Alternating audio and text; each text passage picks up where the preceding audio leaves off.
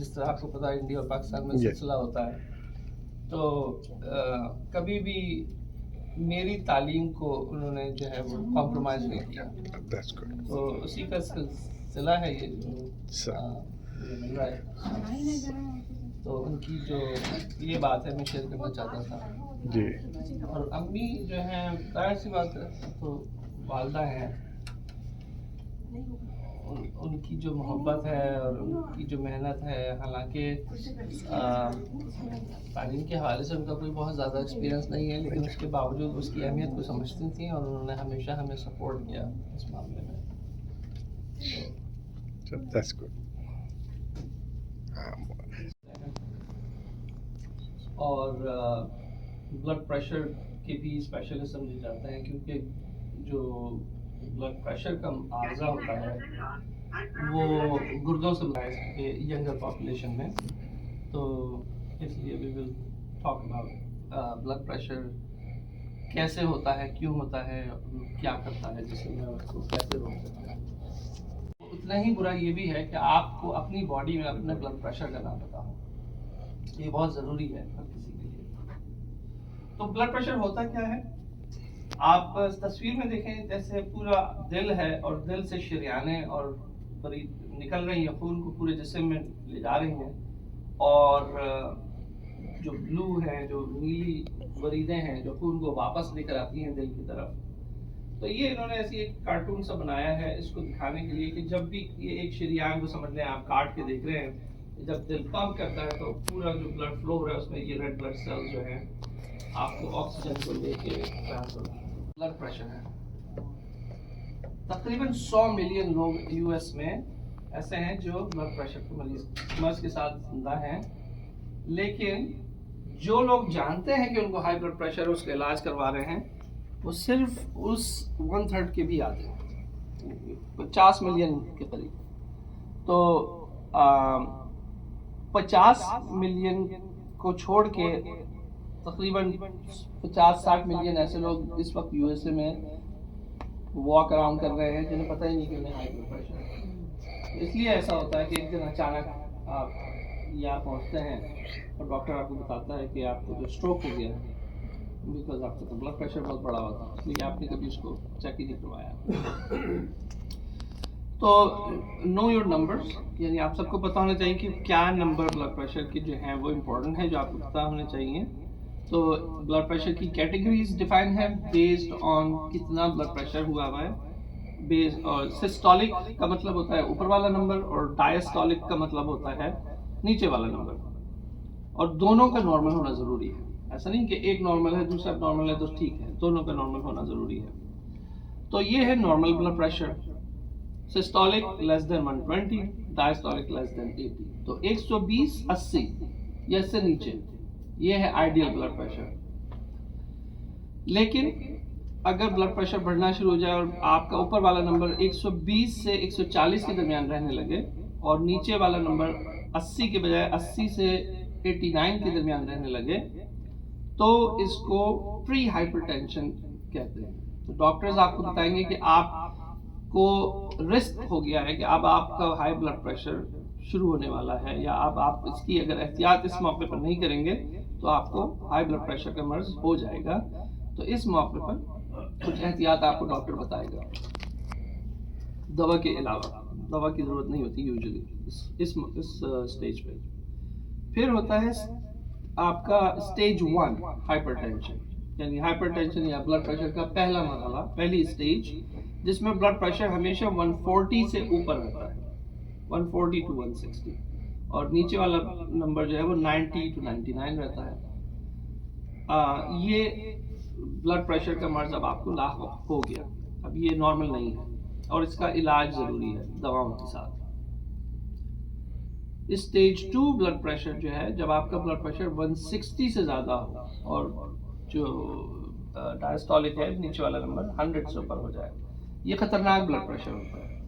ये ऐसा blood pressure है जिसमें आपको फौरी तिब्बी मदद की ज़रूरत है, फ़ौरन आपको दवा लेनी है। अगर दवा घर में है और उससे नहीं नीचे आ रहा तो आपको अस्पताल जाना पड़ेगा उसको नीचे लाने के लिए। ये ऐसा ब्लड प्रेशर नहीं है कि आप घर में घूम रहे हैं अपने सारे का, ठीक है मेरा ब्लड प्रेशर 180 है लेकिन मैं देखूंगा या देखूंगी, इसकी आपको तवज्जो देने की ज़रूरत है।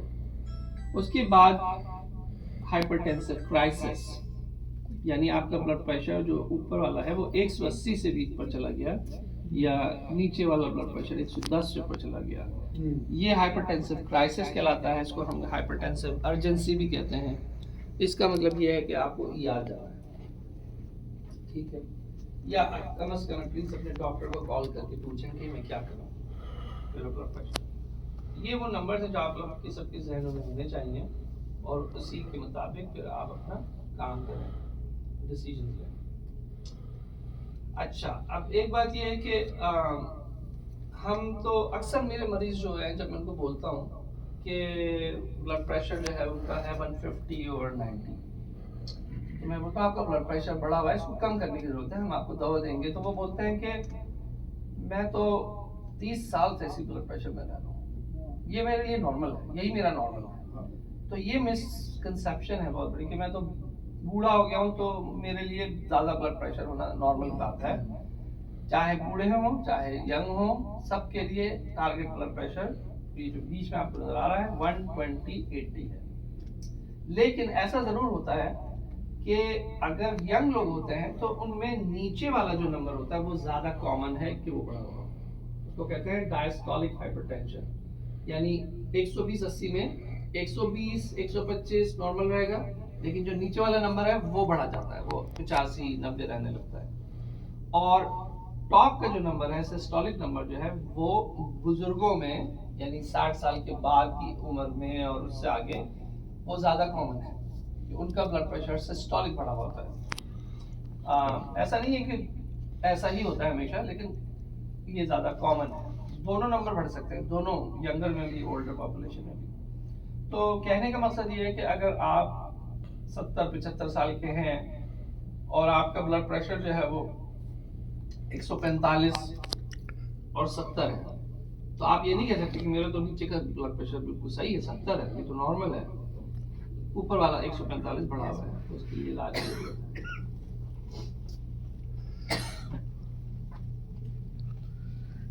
ये है कॉमन सिंड्रोम्स ऑफ हाइपरटेंशन, यानी जब ब्लड प्रेशर बढ़ता है तो वो करता क्या है। अगर आपका ब्लड प्रेशर मुस्तकिल बढ़ा हुआ है, कई सालों तक बढ़ा हुआ है, तो उससे होता यह है कि अच्छा, पहले इससे पहले मैं ये बताऊं कि कुछ कॉमन सिंड्रोम्स होते हैं, जैसे आपने यहाँ पे देखा white coat hypertension. White coat hypertension का जैसे नाम से जाहिर है कि डॉक्टर्स व्हाइट कोट पहना करते थे, किसी जमाने में तो नहीं पहनते थे ना, लेकिन कुछ लोग ऐसे होते हैं जिनका ब्लड प्रेशर, जब भी वो डॉक्टर के पास जाते हैं उनका ब्लड प्रेशर बढ़ जाता है। It's a psychological effect. Shazia का यही इशू है। तो इसको डायग्नोस, ये बहुत कॉमन बात है, कोई ऐसी नहीं कि बहुत ही रेयर होता है ऐसा। 20% लोगों में होता है ये, हर 5 में से एक शख्स ऐसा है जिसको ये होता है। तो it's a very common thing, और ये डॉक्टर की जिम्मेदारी होती है कि वो उसको डायग्नोस करे। वो ऐसे डायग्नोस करता है कि जब भी कोई मरीज ब्लड प्रेशर के साथ आता है तो हम उसको हमेशा ये बोलते हैं कि तुम अपना ब्लड प्रेशर घर पे भी डायरी बनाओ और डायरी लेकर आओ। घर में ब्लड प्रेशर सारा नॉर्मल रहता है, जब भी डॉक्टर के पास आते बढ़ जाता है। तो ये व्हाइट कोट हाइपरटेंशन है, ये एक बिनाइन सी चीज है, इसमें कोई घबराने वाली बात नहीं, क्योंकि आपका ब्लड प्रेशर नॉर्मल हालात में हमेशा नॉर्मल है, तो इसको ट्रीट करने की जरूरत नहीं होती।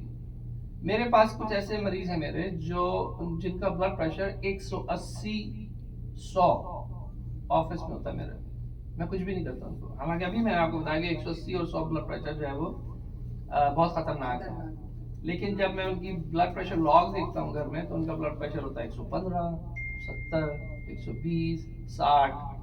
तो ऐसे मरीज को कोई दवा देने की जरूरत नहीं है, उनका ब्लड प्रेशर नॉर्मल है। तो इसको कहते हैं व्हाइट कोट हाइपरटेंशन, ये जरूरत नहीं है ट्रीट करने की।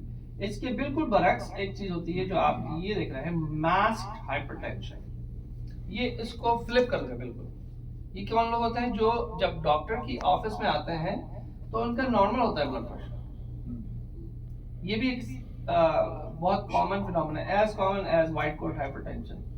तकरीबन 20% लोगों में ये भी होता है, और वो हर ब्लड प्रेशर जो है उनका बढ़ा हुआ होता है घर में, लेकिन जब डॉक्टर के पास आता है तो ब्लड प्रेशर नॉर्मल हो जाता है। जैसे गाड़ी के मैकेनिक के पास गाड़ी लेके आते हैं तो गाड़ी सही हो जाती है। तो ये खतरनाक बात है, क्योंकि इन लोगों का ब्लड प्रेशर एक्चुअली बढ़ा हुआ है घर में और वो डैमेजिंग करवा रहा है बॉडी को। तो इसको चाहे आपका ब्लड प्रेशर ऑफिस में नॉर्मल आ रहा है, फिर भी डॉक्टर को जरूरी है कि वो उसे ट्रीट करे। अब अगेन ये कैसे डायग्नोज होगा? जब नॉर्मल ब्लड प्रेशर है तो मैं क्यों ट्रीट करूंगा उसको? ब्लड प्रेशर लॉग के जरिए मैं मरीज को बोलूंगा कि आप अपने घर में रोजाना या हफ्ते में 3 दफा अपना ब्लड प्रेशर चेक करें, और वो बढ़ा हुआ होता है तो फिर आप उसकी बेस पर दवाएं सेलेक्ट करते हैं। एक चीज है यहाँ पर हाइपरटेंसिव अर्जेंसी, जो मैंने अभी पहले भी बताया कि अगर आपका ब्लड प्रेशर 180 और 110 से बढ़ गया है तो इसको हम कहते हैं हाइपरटेंसिव अर्जेंसी या क्राइसिस। इस वक्त जरूरी होता है कि ब्लड प्रेशर को फौरी तौर पर नीचे लाया जाए। तो ऐसे मरीज को चाहिए कि वो अर्जेंट केयर जाए या ER जाए, या अपने एटलीस्ट डॉक्टर को कॉल करे तो वो डॉक्टर कुछ बताए उसे कि कैसे नीचे लाए। क्योंकि अब अगर आपने कोई एक्शन नहीं लिया तो इसके नतीजे में ये hypertensive urgency will convert into hypertensive emergency.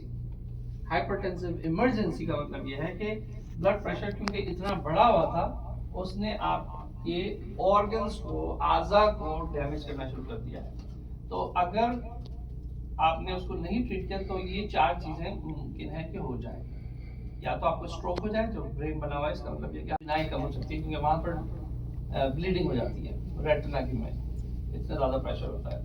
या आपको हार्ट अटैक हो जाएगा, या हार्ट फेलियर हो जाएगा, या आपके गुर्दे फेल होना शुरू हो जाएंगे उसी वक्त। तो इसलिए यहाँ पर एम्बुलेंस आपको बनी नजर आ रही है, time to take serious action. ठीक है।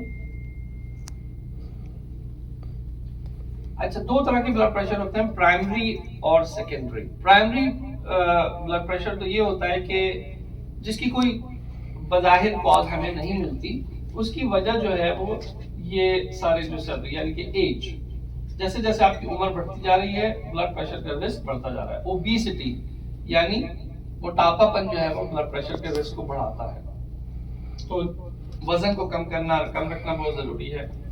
फैमिली हिस्ट्री यानी आपकी जीन्स में मौजूद है एक रिस्क, आपने इनहेरिट किया अपने वालिदैन से, आपके वालिदैन भी हाई ब्लड प्रेशर था, आपको भी रिस्क है। बहुत सारी रेस जो है वो उनको हाई रिस्क होता है। मिसाल के तौर पर ये एक स्टडी है जो ये दिखा रही है कि जितने भी अफ्रीकन अमेरिकन रेस जो है, ये जो बीच में लाइन वाली है बार है, देखें सबसे ऊंचा है ये, मर्दों में भी औरतों में भी। तो अफ्रीकन अमेरिकन रेस जो है it's more at higher risk कि उनको ब्लड प्रेशर हो जाएगा कंपेयर टू व्हाइट अमेरिकन या नॉन हिस्पैनिक और मैक्सिकन अमेरिकन। एशियन का रिस्क देखिए, ये सारी ज्यादा स्टडीज होती हैं यहाँ पर यूरोप में और US में होती हैं, जाहिर सी बात है Asians are not included in this study. और अब हैं कुछ रिसर्चर्स जो एशियंस को इंक्लूड करके कर रहे हैं, लेकिन एशियन का risk is also higher than white Americans. हम लोग एशियंस का risk is also higher than Mexican और व्हाइट अमेरिकन्स। फिर है रिड्यूस्ड नेफ्रॉन नंबर, यानी अगर आपको किसी और वजह से गुर्दे का मसला हो गया, जैसे मैंने बिल्कुल शुरू में आके बोला था कि गुर्दा जो है वो ब्लड प्रेशर को रेगुलेट करता है। अब अगर गुर्दा ही ना रहे तो फिर ब्लड प्रेशर का मसला हो सकता है। गुर्दा कैसे ना रहे? मिसाल के तौर पर कुछ लोगों को गुर्दे का कैंसर हो गया, उनका गुर्दा निकाल दिया गया, या उनको गुर्दों की पथरी का मसला था, इतनी पथरी बनती थी कि उससे गुर्दा खराब हो गया, ठीक है, या किसी और सर्जरी की वजह से गुर्दा का मास कम हो गया, कुछ भी हो सकता है। इन सारी वजह से, जिस वजह से भी गुर्दे का साइज कम हो जाए या गुर्दा काम करना छोड़ दे, तो उसके नतीजे में भी आपको ब्लड प्रेशर बढ़ सकता है। इसके अलावा जो है, जो हमारा खाना पीना होता है, नमक की चीजें, प्रोसेस्ड मीट और अल्कोहल वगैरह जो यहाँ पर लोग इस्तेमाल करते हैं, इन सारी चीजों से भी ये सारे जो है रिस्क हैं जो कि प्राइमरी हाइपरटेंशन को बढ़ा देते हैं रिस्क को। अगर आप इन चीजों को परहेज करेंगे तो चाहे आपके अंदर जेनेटिक रिस्क हो, आप उसको बचा सकते हैं। हो सकता है आपको ब्लड प्रेशर ना हो या इतना ज्यादा ना हो, अगर आप इन मोटापे को कम कर लें, एक्सरसाइज करें, नमक का इस्तेमाल कम करें। और कुछ बीमारियां हैं जो ऑल्सो बढ़ा देती हैं, मिसाल के तौर पर डायबिटीज, हाई कोलेस्ट्रॉल, और कुछ पर्सनैलिटी ट्रेट्स ऐसे हैं जो हाइपरटेंशन के रिस्क को बढ़ाते हैं।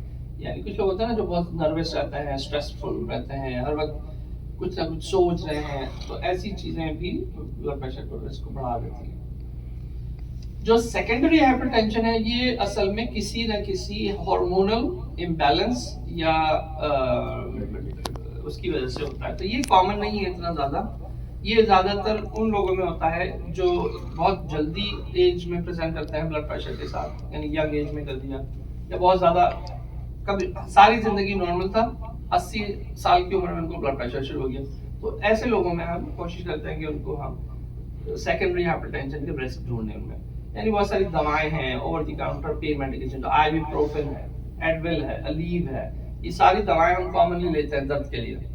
इनका मुस्तकिल इस्तेमाल अच्छा नहीं है, इनसे ब्लड प्रेशर हो जाता है। तो कभी कभार तो ठीक है, लेकिन इनको मुस्तकिल इस्तेमाल ना करें, गुर्दे खराब हो जाते हैं इससे।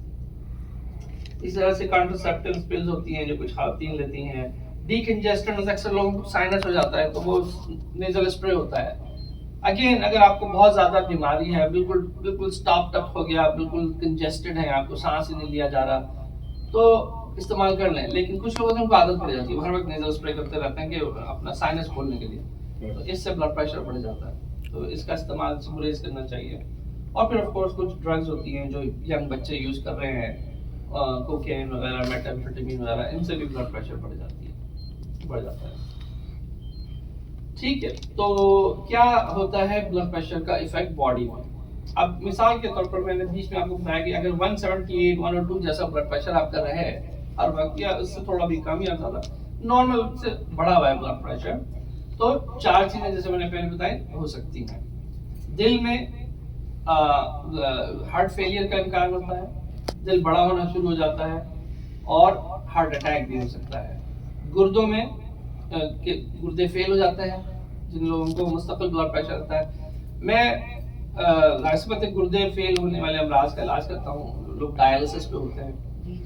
नंबर 1 कॉज गुर्दों के फेल होने की इज डायबिटीज, और number 2 cause high blood pressure. ये जो दो चीजें हैं, हाई ब्लड प्रेशर और डायबिटीज, कुल मिला के 90% लोग जो डायलिसिस पे हैं इसकी वजह से। तो इतना आपको ये जरूरी है कि अपने ब्लड प्रेशर को कंट्रोल रखें। आंखों में मसला हो जाता है, बिनाई कमजोर हो जाती है जैसे पहले बताया था, और दिमाग में जो है वो स्ट्रोक हो सकता है, फालिज का असर हो सकता है हाई ब्लड प्रेशर की वजह से।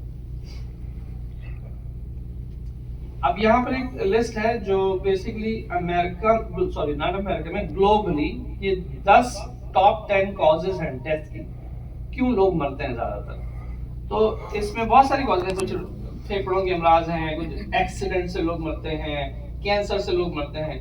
लेकिन अगर आप इन 3 चीजों को देखें, जो नंबर 1 कॉज है वो है इस्केमिक हार्ट डिजीज, यानी heart failure, heart attack is number 1 cause of death. दूसरा कॉज डेथ है स्ट्रोक, फालिज, और तीसरी जो 10वीं कॉज है वो है गुर्दों का फेल होना।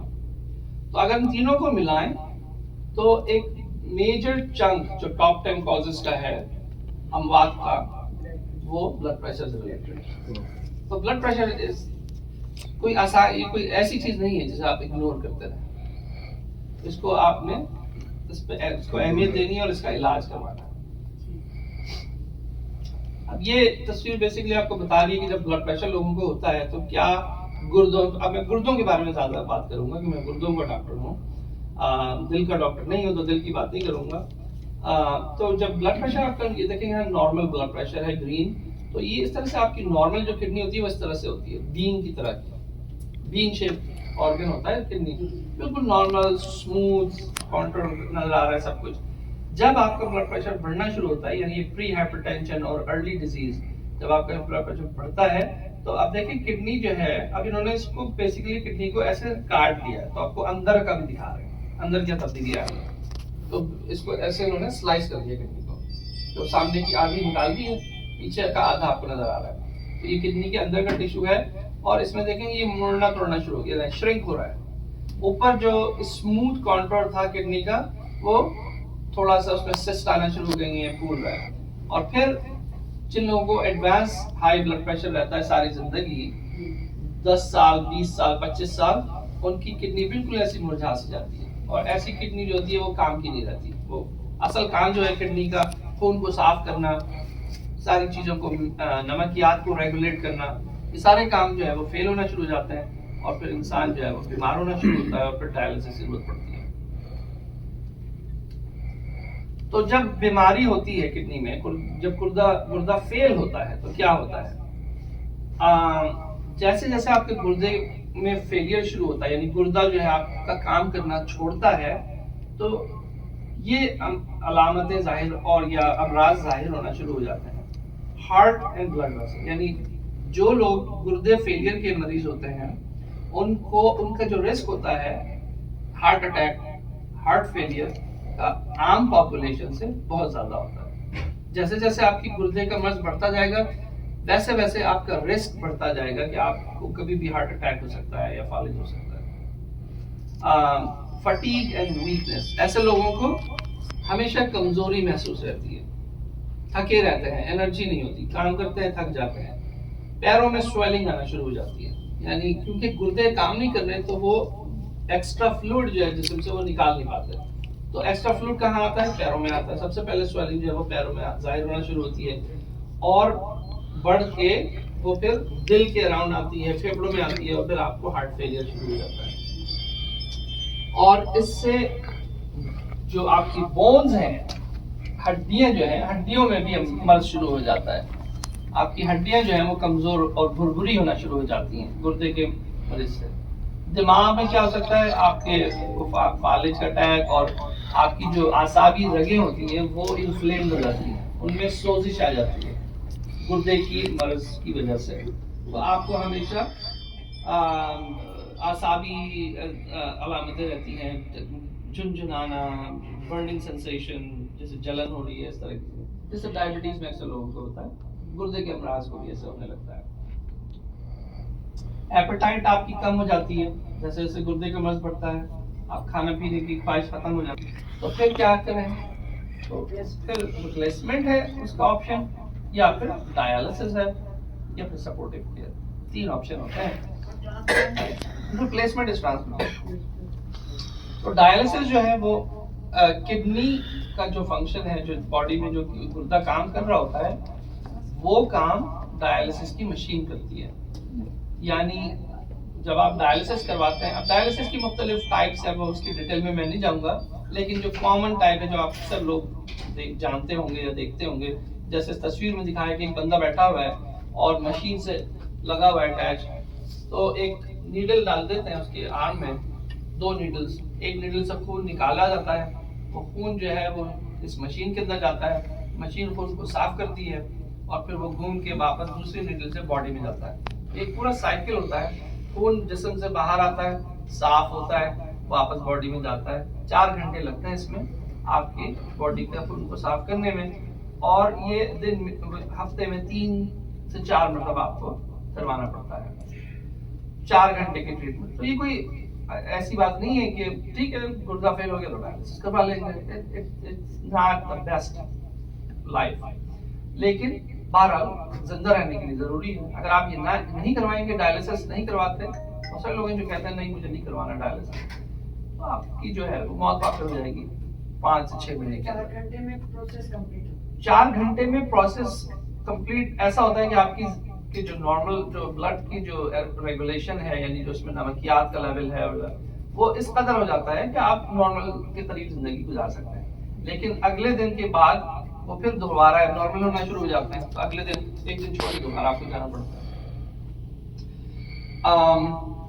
दूसरा ऑप्शन ये है, अगर आपको कोई डोनेटेड किडनी मिल जाए, तो या तो आपको कोई लाइफ डोनर मिल जाए, आपका कोई लाइफ डोनर कोई भी हो सकता है, ऐसा नहीं है कि वो कोई खानदान में ही हो। अब इतनी ज्यादा एडवांसमेंट हो गई है दवाओं से कि आपका कोई बगैर जानने वाला कोई रिश्तेदार के अलावा कोई भी नॉर्मल आदमी जो है, सिर्फ ब्लड ग्रुप मैच होना चाहिए, और कुछ और चीजें होती हैं जो मैच करते हैं।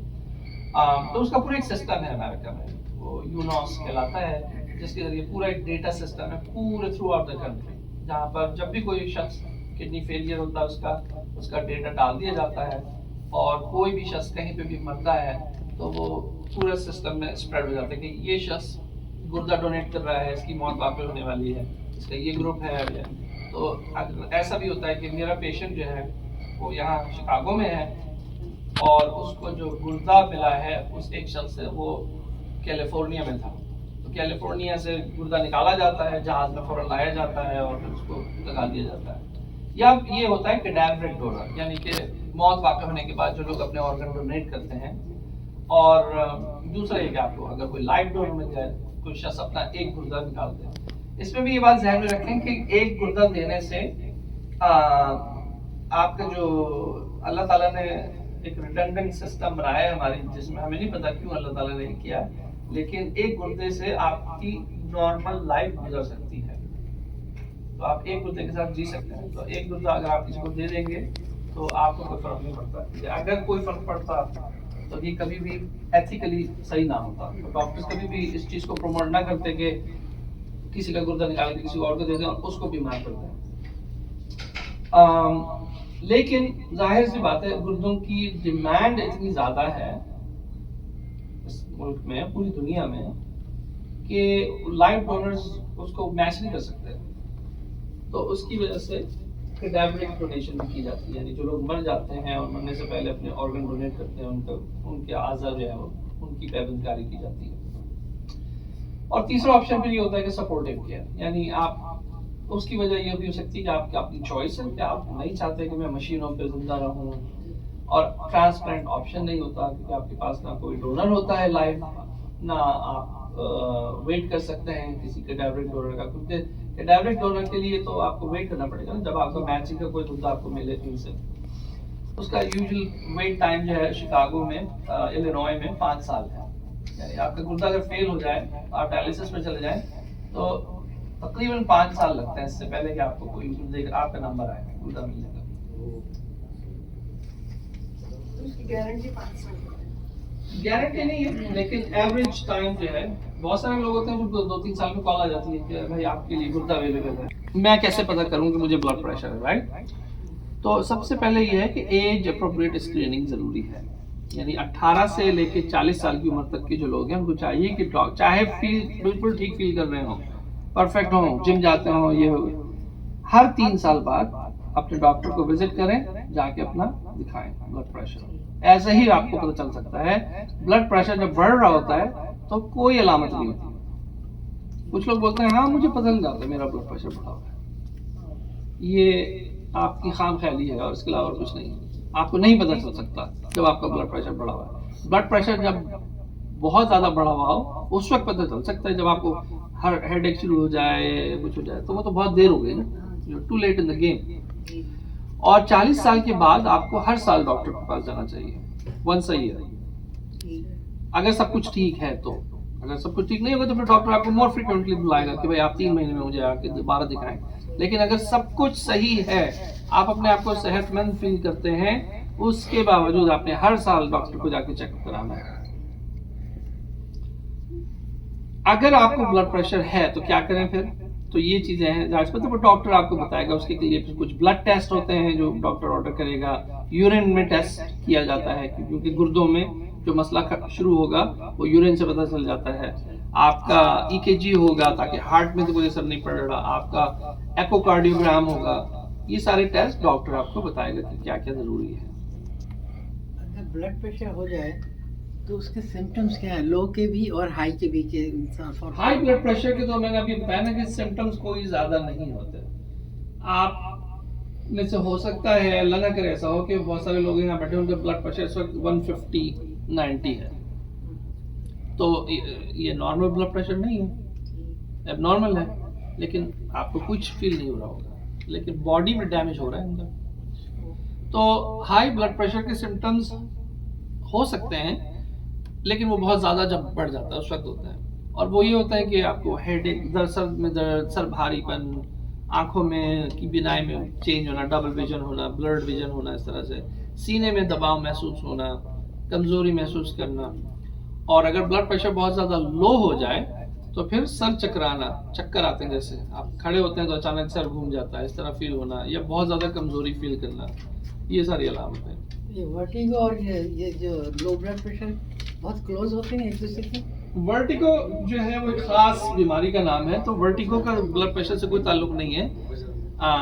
वर्टिगो का मसला होता है कान के में जो बैलेंस का मसला है, लेकिन उसके लिए एक और वर्ड यूज होता है लाइट हेडेडनेस, यानी जब आपको वर्टिगो में आपको ये फील होता है कि कमरा घूम गया। लाइट हेडेडनेस ये होता है कि सर चकराना, यानी आप जब लगता है कि सर भारी हल्का हो गया, एकदम बैलेंस आउट हो रहा है आपका जब खड़े होते हैं, तो वो लो ब्लड प्रेशर में होता है ऐसा।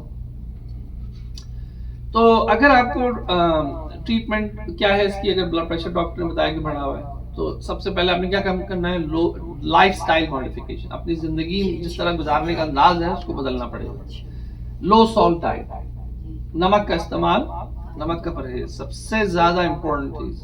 नमक ब्लड प्रेशर को बढ़ाता है, तो वो कम करने में। उसके लिए अब कुछ लोग होते हैं भाई नमक के बगैर कैसे खाना खाएंगे, तो मजा ही खत्म है खाने में। तो उसके ऑप्शंस हैं, ऑल्टरनेट है। मिसेस डैश सॉल्ट के नाम से एक चीज मिलती है वॉलमार्ट में, हर ग्रोसरी स्टोर में मिलती है, आप वो यूज करें, उससे नमक का फ्लेवर आ जाता है लेकिन वो सोडियम नहीं होता। तो कम खाए तो लो हो जा रहा ना, हमको लो। या तो कम खाएं, नहीं अगर कम खाएं तो ब्लड प्रेशर लो हो रहा है, अगर ब्लड प्रेशर लो हो रहा है तो वो तो एक अलग मसला थोड़ा है। सा हाँ, तो फिर तो आपको उन लोगों की जरूरत होती है, लेकिन जिन लोगों का ब्लड प्रेशर बढ़ा, हम हाई ब्लड प्रेशर की बात कर रहे हैं। वजन कम करें, अगर आपका वजन बढ़ा हुआ है, डॉक्टर आपको बताता है कि भाई आपका वजन 20 पाउंड बहुत ज़्यादा है, इसको ज़रा कम करें, तो आपको वजन करें। एक्सरसाइज, डेली एक्सरसाइज बहुत ज़रूरी है। और अगर आप तंबाकू का इस्तेमाल करते हैं किसी भी फॉर्म में, चबाते हैं, च्यू करते हैं, स्मोक करते हैं, तो उनको चीज़ों को ख़त्म करें। और फिर उसके अलावा क्या है, मेडिकेशन, ये सारे लाइफस्टाइल मॉडिफिकेशन और उसके बाद मेडिकेशन। और डॉक्टर साहब पानी का भी बोलते हैं ना, ये ब्लड प्रेशर के लिए बिल्कुल, पानी पीना ज़रूरी है। तो कितनी मकदार? यूजली अब ये इसका एक आसान तरीका ये है कि आप जब को पेशाब आता है तो पेशाब को देखेंगे कितना क्लियर है। हाँ। नॉर्मली पेशाब क्लियर होना चाहिए, यानी कि बहुत ही लाइट येलो, पेल येलो या फिर क्लियर। अगर डार्क येलो है तो इसका मतलब है कॉन्सेंट्रेटेड है, जिसका मतलब है आपने इनफ पानी नहीं पिया। तो आप उससे भी अपने आप फैसला कर सकते हैं कि भाई मुझे पेशाब जो है बहुत कॉन्सेंट्रेटेड हो रहा है, मुझे मजीद पानी पीना चाहिए। दूसरा ये कि अमूमन 50 से 60 आउंसेस इज अ गुड वो नंबर। कितने ग्लास होते हैं? 8। नेस्ले की बोतल होती है ना, जो रेगुलर पानी की बोतल, वो होती है 17 आउंस, या ये वाली तो नहीं, जो नेस्ले की जो होती है, ये भी मेरे ख्याल से नहीं है। आपके सामने जो है 16 आउंस, 16.9, ऑलमोस्ट 17 आउंस। 3 बोतलें 50, 3 बोतलें पूरे दिन में अगर पिए तो वो 50 आउंस बनेगा, 51 आउंस। तो 3 से थोड़ी सी 3 साढ़े 3 बोतलें अगर आप पिए तो ना सुना। हाँ तो हम पीते हैं। डाइट में क्या चेंज करना है, डाइट में आपने सबसे ज्यादा, अब मेरी अम्मी जो है मुझे देख रही हैं क्योंकि मैं ये आपको बता रहा हूँ, जो मैं खुद नहीं करता बहुत ज्यादा। फ्रूट्स और वेजिटेबल का इस्तेमाल सबसे ज्यादा होना चाहिए आपकी खुराक में, 8 to 10 servings per day. Whole grains का इस्तेमाल ज़्यादा होना चाहिए। उसके बाद एक पिरामिड है कि इस हिसाब से आपकी खुराक, आपकी जो नॉर्मल रेगुलर डाइट है उसका मेजर पोर्शन क्या है, fruits and vegetables, nuts and grains, फिर डेयरी प्रोडक्ट्स और मीट तीसरे नंबर पे आता है, जो अमूमन हमारे घरों में पहले नंबर पे होता है। गोश्त के बगैर कोई खाना मुकम्मल नहीं होता। उसके बाद बीन्स और सैलड्स, और सबसे कम डिजर्ट, हफ्ते में 5 मरतबा। तो डेजर्ट खाना चाहिए 5 मरतबा, मतलब नहीं, डिजर्ट तो खैर खाना चाहिए, कार्ब्स की भी जरूरत होती है, लेकिन रोजाना नहीं खाना चाहिए। खाने की जरूरत नहीं। अच्छा, अगर आप ट्रीट करेंगे ब्लड प्रेशर को कि बहुत से लोग ठीक है बस ये बढ़ा हुआ है, हमें कुछ नहीं फर्क पड़ता, ये मैं आपको बता रहा हूँ, मरीज बोलते हैं आगे, फर्क पड़ता है। अगर आपको अपनी जिंदगी का वो एहसास है उसको बचाने का, तो फर्क पड़ता है। और वो यहाँ पर आपको दिखा रहे हैं कि ये जो रेड है ये वो लोग हैं जो जिन्होंने कभी ट्रीटमेंट नहीं की अपने हाई ब्लड प्रेशर की, और जो ग्रीन वाले हैं वो ट्रीट हुए थे। तो अब देखें, CHF का मतलब होता है हार्ट फेलियर। हार्ट फेलियर आधा कम हो गया यानी आपका जो रिस्क है हार्ट फेलियर का 50% कम हो गया ब्लड प्रेशर को ट्रीट करने से। तो 50% आपका इम्कान बढ़ जाए ज़िंदगी अच्छी गुजारने का, तो आपको क्यों नहीं करवाएं ट्रीट। और जो आपका जो स्लो वाले हैं उनको वो हैं जिनको पता ही नहीं है कि ब्लड प्रेशर, तो ये रेशियो हर चीज़ बढ़ गई है अब 2008 में, लेकिन उसी रेशियो से बढ़ गई है। कहने का मकसद ये है कि कंट्रोल अभी तक, जिसके पास इंश्योरेंस नहीं है वो डॉक्टर के पास जाते नहीं है, चले भी जाते हैं तो डॉक्टर जब दवा लिखता है तो दवा नहीं लेते। दूसरा lack of adherence to treatment, यानी कि जो हमारे अब बहुत कॉमन है, दवा लिख दी डॉक्टर ने, दवा रख दी साइड में शेल्फ में, खाना ही नहीं है, भूल गए। और तीसरी एडवर्स इफेक्ट, यानी हर दवा का साइड इफेक्ट भी होता है ना, आप दवा लेते हैं आपको उससे साइड इफेक्ट भी होता है। मास का साइड इफेक्ट ऐसा होता है कि आप उसे बर्दाश्त कर सकते हैं क्योंकि एक बेटर बेनिफिट के लिए, तो भाई उससे फायदा तो हो रहा है ना, थोड़ा बहुत अगर साइड इफेक्ट हो रहा है तो उसको बर्दाश्त करें। मास का साइड इफेक्ट ऐसे होते हैं कि आप नहीं बर्दाश्त कर सकते, तो लोग दवा खाना छोड़ देते हैं उसकी वजह से। और एक चीज होती है थेरेप्यूटिक इनर्शिया, मीनिंग दवा का असर कम हो जाता है क्योंकि आपकी बीमारी बढ़ रही है। तो उसका मतलब ये होता है कि ये एक स्पेशल सिचुएशन है जिसमें आपको स्पेशलिस्ट के पास जाने की जरूरत है ताकि वो आपकी दवाओं को दोबारा से रिव्यू करे, चेंज करे, बढ़ाए घटाए, दूसरी दवाएं डाले। तो इसका मतलब ये नहीं कि अगर आपको दवा का असर खत्म हो गया तो हमारी तो दवा असर कर ही नहीं करती, हम कुछ नहीं कर सकते। There is always a solution.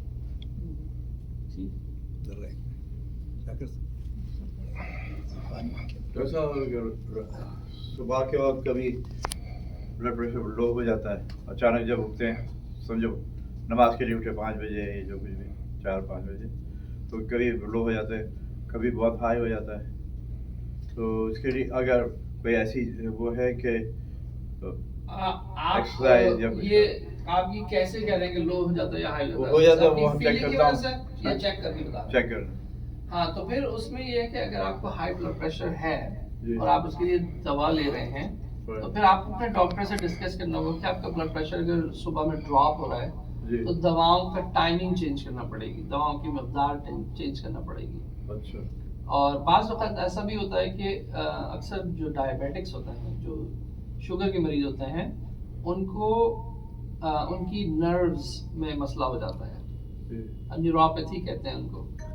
तो उस न्यूरोपैथी की वजह से भी, नर्व की वजह से भी ऐसा होता है कि वो जो खून की शरीयानें वरीदें होती हैं, उनमें जो रगें होती हैं वो कमज़ोर हो जाती हैं। तो उसकी वजह से जब आप खड़े होते हैं तो वो नॉर्मल रिस्पांस होता है, जैसे मैं अभी खड़ा हूँगा तो मेरी जो सारी रगें हैं पैरों की वो ऐसे सिकुड़ जाएंगी क्योंकि ग्रेविटी की वजह से ब्लड पुल होता है। तो उसको प्रिवेंट करने के लिए वो सिकुड़ जाती हैं ताकि ब्लड ना रहे और ब्लड ऊपर की तरफ जाए, दिमाग की तरफ।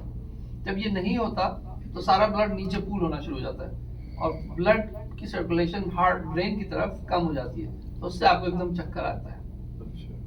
तो ये एक डिफिकल्ट मसला होता है, लेकिन बहरहाल उसकी भी ट्रीटमेंट है। कुछ दवाएं होती हैं जो उसको आपको लेनी चाहिए सपोर्ट के लिए, मेटोड्रीन के नाम से एक दवा आती है।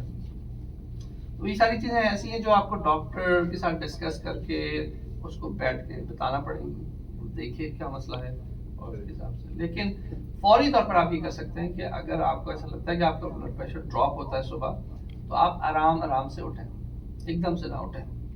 जैसे आप जागे हैं, बिस्तर पे बैठें, फील करें कैसा फील कर रहे हैं, उसके बाद खड़े हों और फिर आगे चलना शुरू करें। और अगर ब्लड प्रेशर लो है वो सब अब तक मैं पाकिस्तान में रहा हूँ ना, 55 साल तक मैंने ब्लड प्रेशर चेक कराया नहीं, और अब मैं डॉक्टर चेक करते थे तो बताते भी नहीं थे। तो यहाँ के मुझे पता चला है कि मेरा ब्लड प्रेशर 150, 160, 155 ऐसे देता है। नहीं होंगे पाकिस्तान में, तो बताते नहीं थे डॉक्टर, सारे राज अपने सीने में रखा। मरीज को कुछ नहीं पता होता, बताते नहीं थे। मरीज को कुछ नहीं पता होता कि डॉक्टर कर क्या रहा है। वो कहते हैं कि तुम इसको मैं क्या बता सकता, तो इसको क्या समझ में आएगा। तो ये तो इंडिया और पाकिस्तान का स्टाइल है ट्रीटमेंट का, जो कि इंतहाई गलत है। यहाँ पर भी जो लोग होते हैं, हम जिनको ट्रीट कर रहे होते हैं, क्या सारे पढ़े लिखे नहीं होते हैं। मैं जो मेरी जो प्रैक्टिस है ऑटोवा में, तो कंट्री है, सारे फार्मर्स होते हैं। तो लेकिन हर शख्स को ये चाहिए होता है कि मेरा ब्लड प्रेशर कितना हो और मैं क्या करूं। उनको अपनी बीमारी का पता होता है सबको, और मुझे ज़रूरी है कि मैं उनको बताऊं, ना बताऊं तो फिर वो सवाल करते हैं। हमारे यहाँ लोगों में भी इसका एहसास नहीं होता। डॉक्टर समझता है अपने आप को कि मैं तो कोई अलग ही चीज हूँ, मैं मरीज से क्या बात करूँ।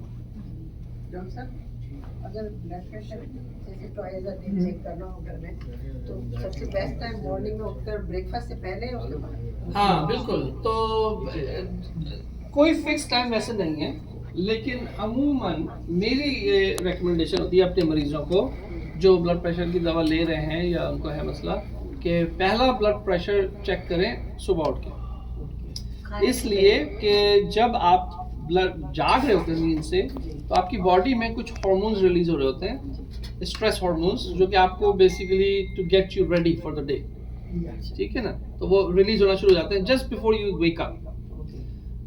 तो वो आपके ब्लड प्रेशर को बढ़ाते हैं। नॉर्मली जब इंसान सो रहा होता है तो आपका ब्लड प्रेशर नीचे आता है और हार्ट रेट कम हुआ होता है। जागने से आधा घंटा पहले वो सारी चीज़ें रिवर्स होती हैं, आपका ब्लड प्रेशर ऊपर आना शुरू होता है और हार्ट रेट बढ़ना शुरू होता है, क्योंकि उसकी ज़रूरत है। अब आप जाग रहे हैं, आपको ज़रूरत है एनर्जी की। लेकिन जिन लोगों को मर्ज होता है ब्लड प्रेशर का, उनका ब्लड प्रेशर शूट करता है। तो सबसे ज़्यादा ब्लड प्रेशर जो है वो बढ़ा हुआ हो अगर बिल्कुल जागते ही, तो ये हमको एक आइडिया देता है कि मसला कितना बड़ा है। तो that's a good time to check blood pressure. और उसके बाद अगर आप दवा लेती हैं तो आपको दवा खानी चाहिए और उसके 2 घंटे बाद दोबारा चेक करें। और रात को सोने से पहले? और रात को सोने से पहले भी चेक करें। ये 3 टाइम जो है वो आइडिया। लेकिन अगर कोई नहीं कर सकता 3 टाइम कि भाई टू मच है, मेरे पास टाइम नहीं है, तो एटलीस्ट वंस अ डे जरूर चेक करें। और उस वंस अ डे को आप चेंज कर सकते, कभी आप सुबह कर लें, कभी रात में कर लें, कभी गोली खाने के 2 घंटे बाद कर लें। आजकल जो मेडिसिन मिलती है, मोस्टली मेडिसिन जो है ना इस तरह की होती है कि उसका मेन इफेक्ट 5-10%, साइड इफेक्ट्स बहुत सारे हो जाते हैं। तो होम रेमेडीज पर रिलाई कर सकते हैं, क्योंकि आजकल होम रेमेडीज की इतनी ज़्यादा आती हैं कि ये ले लें, ये ले लें।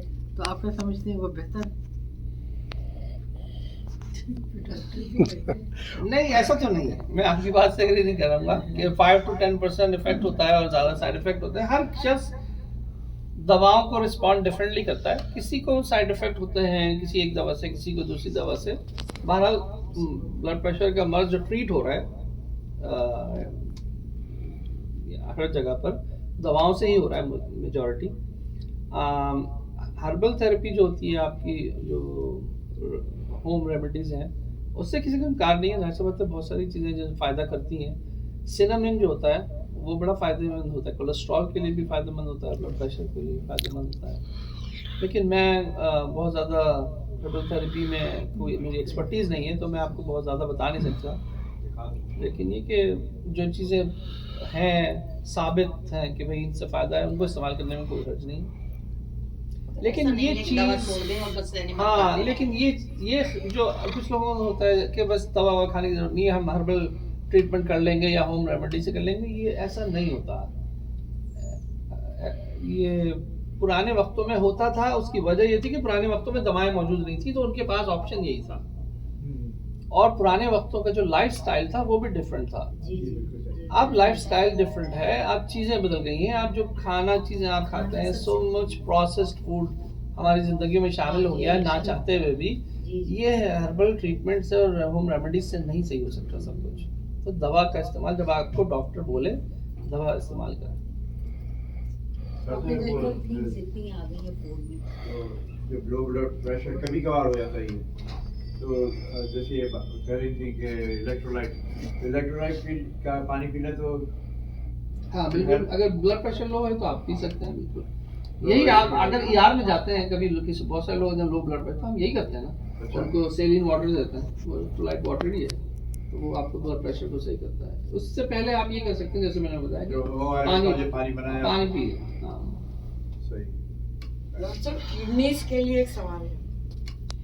किडनीज में पालक और टमाटर दोनों मिला के नहीं खाना, केला और खजूर नहीं खाना, ये सही है? हाँ सही है, लेकिन डिपेंड करता है कि किडनी का जो फेलियर है या किडनी का जो मर्ज है वो किस स्टेज पर है। किडनी का मर्ज जो है वो स्टेजेस में होता है। जैसे मैंने आपको बताया था ना तस्वीर में, आहिस्ता आहिस्ता किडनी जो है वो श्रिंक हो रही है, फेल हो रही है। तो 5 स्टेजेस होते हैं किडनी के फेलियर के। तो ये जो आपने बातें बोली कि टमाटर नहीं खाना, केला नहीं खाना, खजूर नहीं खाना, ये उन लोगों के लिए होता है जिनका गुर्दा बहुत ज़्यादा एडवांस्ड फेलियर में होती है, यानी स्टेज 4 और स्टेज 5 में जाकर। अगर आपका अर्ली स्टेज 2 या स्टेज 3 है तो आपको सबसे ज़्यादा एहतियात नमक में करनी है। आप केला खा सकते हैं, टमाटर भी खा सकते हैं, पालक का इस्तेमाल कम कर देना चाहिए और स्टेज केला 3। केला केला भी खा सकते हैं। असल में उसकी वजह ये है कि टमाटर, केला, खजूर पोटेशियम में पोटेशियम बहुत होता है, बिल्कुल। और पोटेशियम जो है वो बड़ा ख़तरनाक है अगर बढ़ जाए ब्लड में। पोटेशियम जो होता है वो आपको एरिथमिया करवाता है, हार्ट अटैक, हार्ट को रोक देता है, हार्ट की बीटिंग रेगुलर कर देता है। वो जब नॉर्मल पोटेशियम बॉडी में जो होता है वो 4.5 रहना चाहिए। तो अगर आपका पोटेशियम 10-11 हो जाए तो फिर ऐसा होता है कि आपका हार्ट जो है वो फ्लैट हो जाएगा। लेकिन पोटेशियम हमारे पास अक्सर आते हैं मरीज जिनका पोटेशियम 6-7। 1 जो है वो आपका टोटल प्रोटीन था या एल्ब्यूमिन था, और रेशियो है या टोटल अमाउंट है, वो मुझे टेस्ट दे के अगर रेशियो था तो ये बहुत ज़्यादा है, इट्स नॉट नॉर्मल। तो आप उसको जो है सीरियस लें, और उसका इलाज है, दवा होती है इसके लिए जो प्रोटीन को कम करती है। आप डायबिटिक हैं?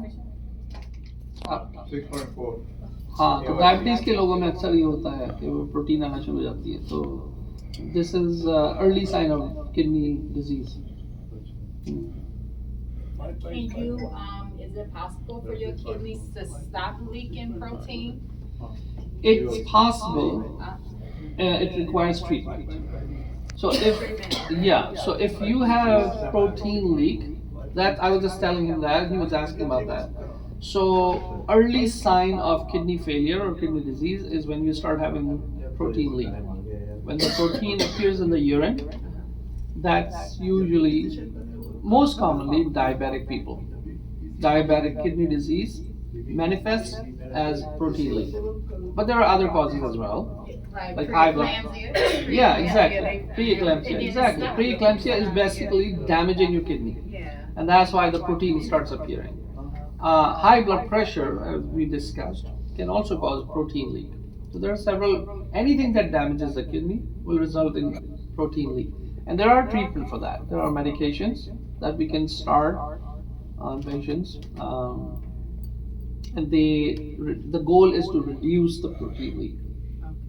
And once your kidneys are damaged, can it repair, or is it just that's it? That even if it's just a small amount of damage, does it stay damaged like that, or can it That's a heal? very good question.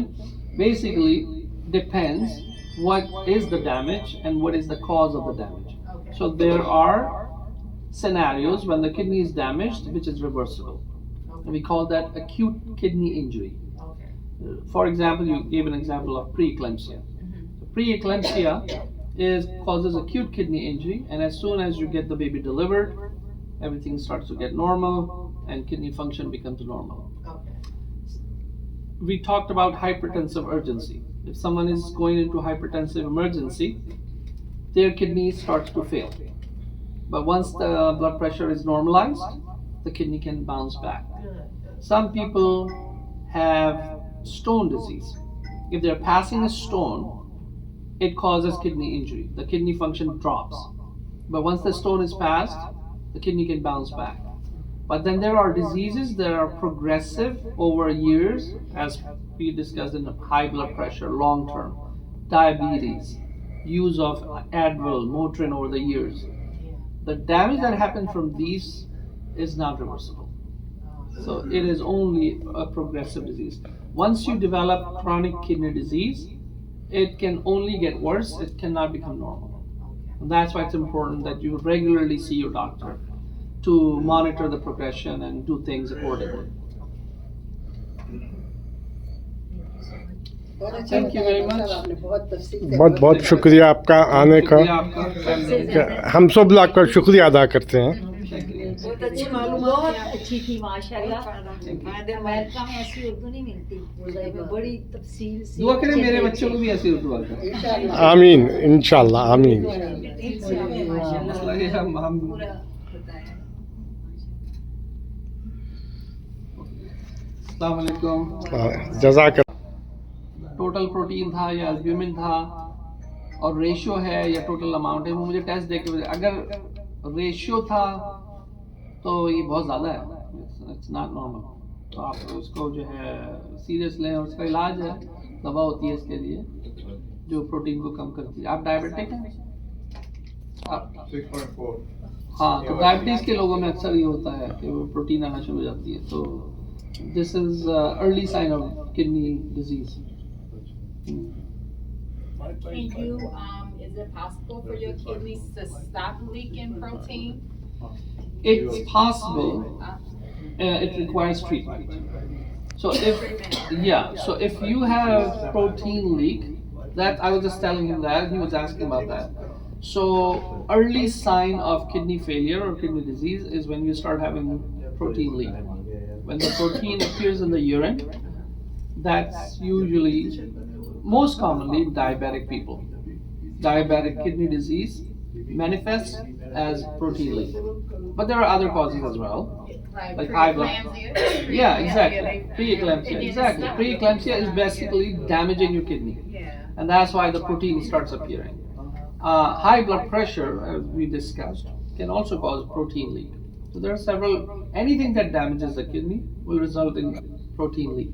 And there are treatment for that. There are medications that we can start on patients. And the goal is to reduce the protein leak. And once your kidneys are damaged, can it repair, or is it just that's it? That even if it's just a small amount of damage, does it stay damaged like that, or can it That's heal? a very good question.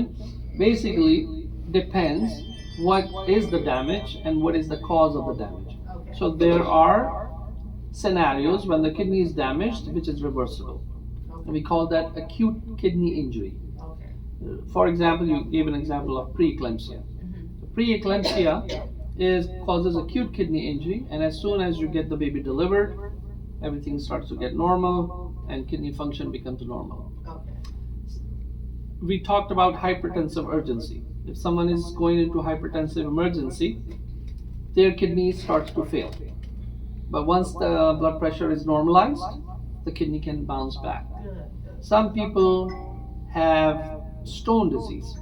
If they're passing a stone, it causes kidney injury. The kidney function drops. But once the stone is passed, the kidney can bounce back. But then there are diseases that are progressive over years, as we discussed in high blood pressure, long term, diabetes, use of Advil, Motrin over the years. The damage that happens from these is not reversible. So it is only a progressive disease. Once you develop chronic kidney disease, it can only get worse, it cannot become normal. And that's why it's important that you regularly see your doctor to monitor the progression and do things accordingly. Thank you very much. बहुत बहुत शुक्रिया आपका आने का। शुक्रिया आपका। हम सब लोग आपका शुक्रिया अदा करते हैं।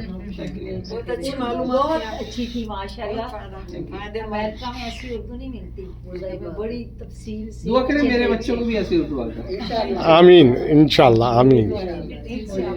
मसला ये हम